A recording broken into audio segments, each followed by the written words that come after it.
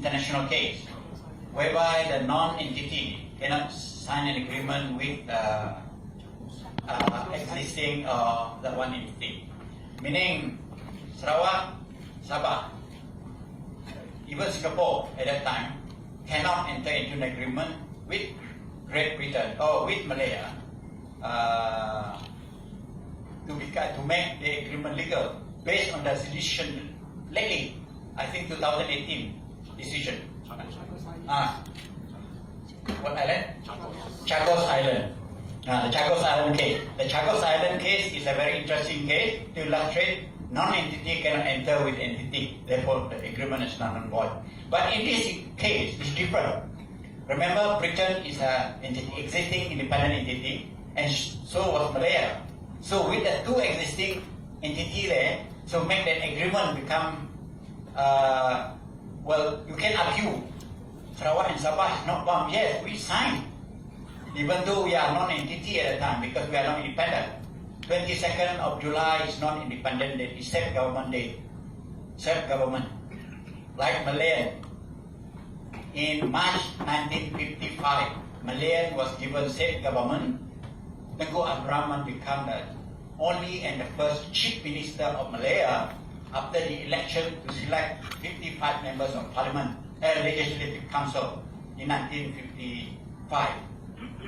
So therefore, we are not independent, therefore cannot, based on this island case. But then, Britain is existing entity, and what you call that, Malaya was already independent in 1957, therefore they are entitled.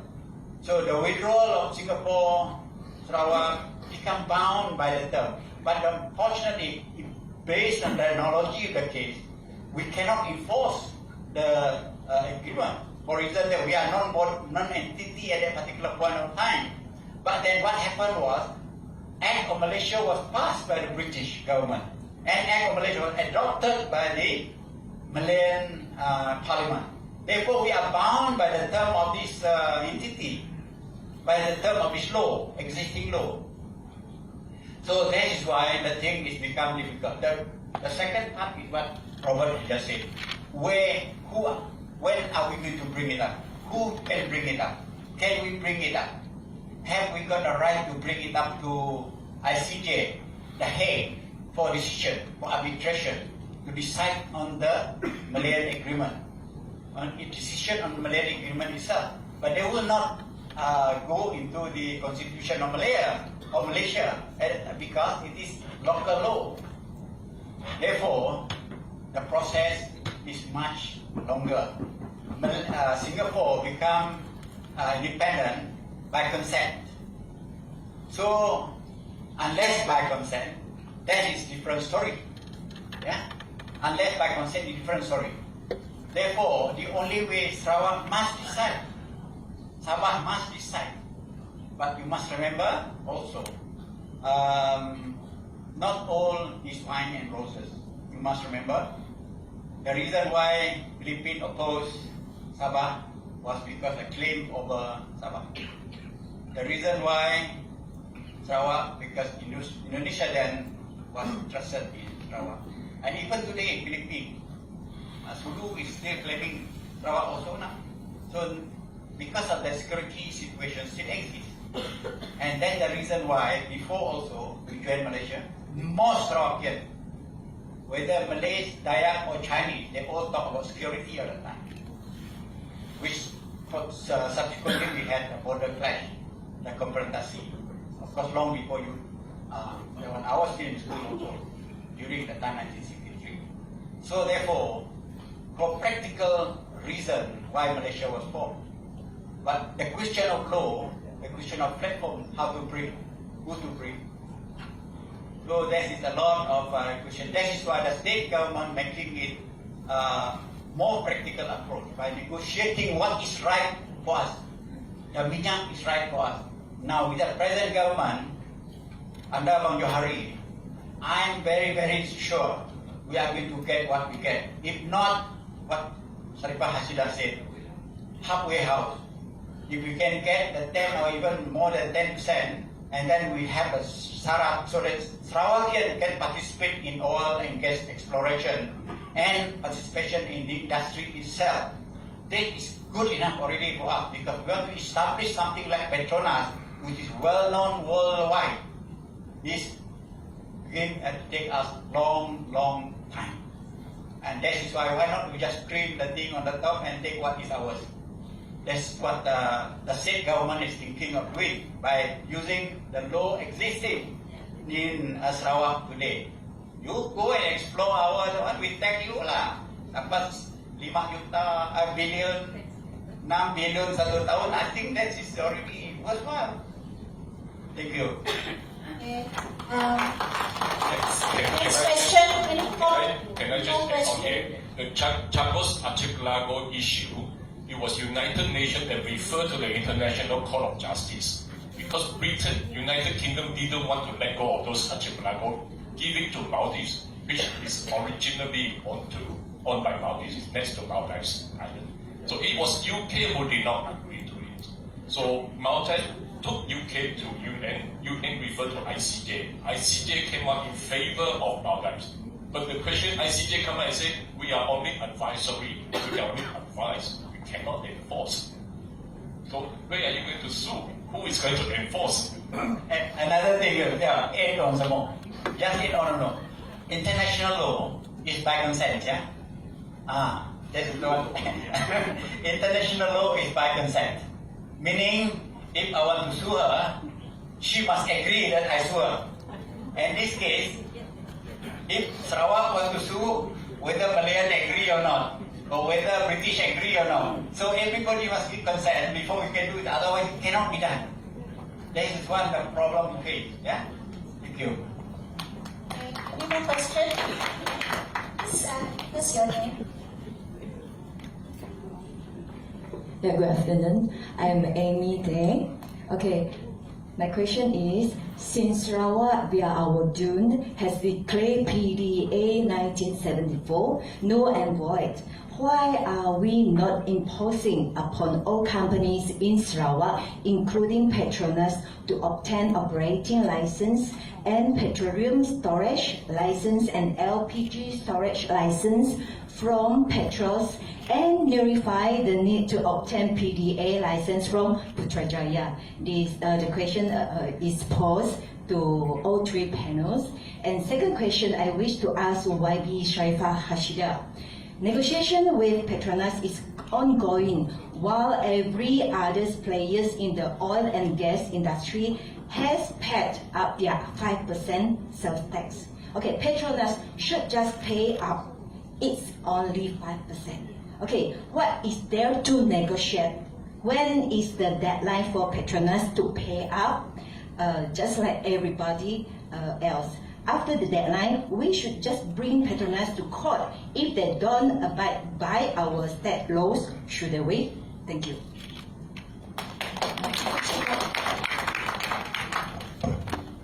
Yeah, I'll try my best to answer, but maybe Dato' Sriwan and Robert will come in later. But as far as PDA 74 is concerned, as far as the state is concerned, we never declared that PDA 74 is null and void. Maybe it's voidable. If you want it to be void, then maybe we should bring that law to the federal court to be declared as null and void. But for now, it is valid as it stands because it is an act of parliament. It is a valid law also. That's why I said OMO and PDA in my speech just now can be read together, can be reconciled. This at the moment, this is the stand of the state government. Whether we will bring that matter, the law to court or not, that's a separate matter altogether. Maybe in future we will. For the moment, this is our approach because we are still in negotiation and talks. As I said, in the steering committee, the Prime Minister is really very positive and he wants to listen, he wants to find a way out for us, he wants to make sure that we are happy also. So things are not as simple as that. You know, in life, and Malaysia has been there for 55 years. It is not going to be so simple to say we cannot negotiate now. This is it. It's not that way. It doesn't work that way because of everything that we are in now. So for the moment, that is our stand, and we at OMO, we gave the federal government until end of the year to deliver and to comply. So after end of the year, of course, there are actions that we can take. So I cannot say exactly what, but we are in negotiation, but there are options that we can go after this. So for the moment in negotiation, so we need to be very professional a bit about this. We are dealing with Petronas, we are dealing with this federal AG, so we have to be professional in our negotiation. We can't really say we are in negotiation at the same time we want to do other things. So this is what we are doing now. You want to add anything else? Yeah, is that clear? I hope I can at least answer some of your views. As I've mentioned, end of this month, end of July, we might have another meeting with the Prime Minister. You see, so they more or less agree. Even the Minister of Economic Affairs have agreed that OMO, they agree, and all other things on the sales tax, 5% sales tax, they agree. It's just that after so long, they have been doing business without all this. So when we introduce something new like OMO or 5% tax, petroleum tax, they are a bit distracted in their operation. So these are the minor things that we have to look into and to find solution and and tie the loose ends. Not that they do not want, but they have to tie the loose ends when we introduce something new so suddenly. This we have to understand the operation side of Petronas and also what the federal government was talking about. Okay, thank you. I will add something from a different angle. From the political angle, again, I'm looking at it from the political angle. Now we are negotiating between Sarawak and Malaysia. Actually, Malaysia should be Malaya, the Federation of Malaya, the government. Mahathir is representing Malaya. We're talking all rights. We want it back. So politically, Sarawak negotiating with the Big Brother. From the political angle, if the Sarawak government is under the same party or coalition party with the Big Brother, do you think the small brother in Sarawak would dare to question the Big Brother or not? If our government here is not GPS, it's Pakatan Harapan, the head can be Barubian or Chong Jengren. Who are their bosses? They have to take instruction from the HQ. They are just a branch manager. The same argument can probably be argued against the previous Barisan National setup. Yes, there is validity to the argument. That didn't work very well for the last 50 years. Why should we want to risk that kind of arrangement when the state political party, the state leaders are answerable, are subject to the Big Brother in Malaya? My point is this: GPS or any independent grouping must be the boss themselves. They cannot take instruction from someone else. We have learned our lesson. Another point, I'm not talking about oil and gas. What the state government is doing now, we are negotiating on the special grant. If you read your Constitution 112(c) and 112(d), a large amount of money should be due to Sarawak. We are negotiating on it. A large amount of money. The state knows how much it is. They're not just telling us under wrap and key, because they are still talking with the federal, and then how the federal want to give that kind of amount large enough to the state. This negotiation is on. The state is aware. The state is pursuing it. The only thing is the mechanism. One, whether the federal agree to it. If you look at Article 112D, that's the one I mentioned about. When I mentioned about the federal is owing us under Article 112D. The reviewing only done in 1969. In 1969, the amount was 16 million. Of course, 1969, 16 million is a large amount of money. Now, with the increase in the cost of administration, the cost of development for Sarawak, based on calculation by SPU, State Planning Authority Unit, is 119 times. So if you time the 16 million by 119, can you imagine the amount of 1 year? Now that means we are talking about the figures of billion. So that is why now we are more concentrating, the state is concentrating, the politician, parliament, member of parliament and ADUN is concentrating on recovering the right already in the constitution rather than thinking of something else. So that's much easier because it's already written. It is obligatory for the federal to give the money to us. And then the reason why it becomes much easier because we are not, they cannot talk us down. We are different entity now, we are GPS. They cannot tell us because we are different. Last time we got to close door, whisper among ourselves even though we had a committee. 2015 established by the BN government. And then we have recovered executive matters, 13 issues being agreed on by the federal government to give back to Sarawak. For 2015, 2016 and 2017 for 3 years. So now we are talking about money now.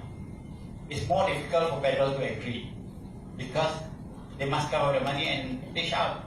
We don't want them to take the money Petronas and give it to us just like that because there's a masuk keluar poket kanan, masuk poket kiri. It's not fair to us. They must get their own fund to us, not taking Petronas money to pay to Sarawak. So this article 112C is also another fund that federal government must give to state of Sarawak, exclusive for state of Sarawak and Sabah. So this is what the state is doing now. Therefore, we are in a good hand. We are not dominating by them. They cannot tell us off not to negotiate because we are not the same party. Come on, we have a president of our own. We have a group of our own. You are federal government. We are the state government. We are not belong to the same party also. So that is why much easier talking today than it was before. Thank you. Thank you. Any questions? Oh, okay. Maybe can I know how many more who would like to ask questions? Just have 1, 2. Okay. All right. Good morning, Dr. Sri Wang Junaidi, YB, and Robert. I'm Kamanto. I'm coming from My Sarawak magazine. I'm the editor. And then I have one question here. Thank you so much this afternoon for giving us so much information on MS63. We are now in the stage of negotiating with the Malaya on restoring back on MS63 to Sabah and Sarawak. And then the people now, they start talking on SAR exit or referendum. And then my question is that, is it a legal or practical thing to talk about this one? Thank you so much.